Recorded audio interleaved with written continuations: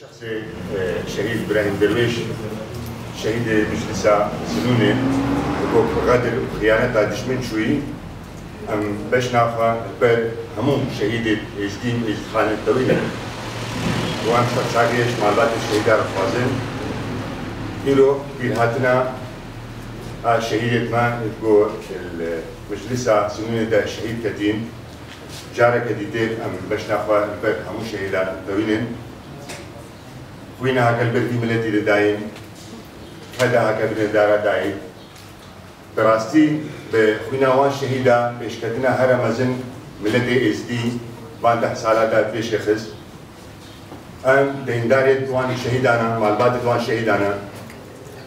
تشتي بو إيروشماتي تخواستين تجارة ام نابي وان شهيدا اجبير لكن تمو دايم او شهيد دليا ما تتساق بن مالبات الشهيدة هم ببين وقت رمزك يشخرا تيشنك يشخرا مالبات خو ببينن ديرو كده درجات ديرو كده تمو دايم ازديا قرباني دانا ازدي تجارة نكتنا لهم وقتاجي ازدي بخوينا شهيدة بيش كتنا نوك فيجاري بيش كتنا كمزن ازديا دستاني راستا عطانا كيما ديالك حقوق ازديا اشعالية دولتي و موافقات سرنها تكرر جدي آلية قانون دا تي احترام رئيس آلية دولتي و ندايتي ليه ازدي آلية حقوق بخوا خواستنا ما في خوا وكهركس بردوام او جي بخيرا فان شهيدايا خوينا فان شهيدايا هكا ان وسا بنيرن سالي درباز بندجي هاتان كي روجا ايروجي يك بندو باجار يك هيف درباز نبويا هكا اردكي الشركي دا ازديا قرباني ندعي الباب دولتي دا شي اردي هكا ازديا بن ازديا من دستي قبول نكريا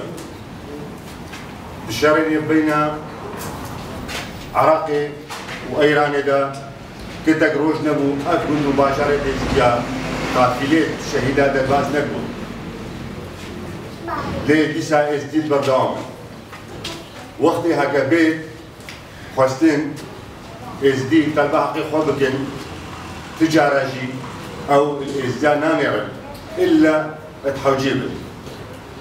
يعني وسا ما فهمت في دولتي دا بروشلاتنا دين دا حق يمانينا لي واجبات تسرباهينا سربي اساسي ملتي ازدي يرو قلت الناس كرين بخونا فان شهيدايا جارك ديتين ام باش نافا البر همو شهيدة ازدي ازد خانه وهبات بند وان تطوينه وامد بجن سريع مالبات الشهيدة ما ساقبا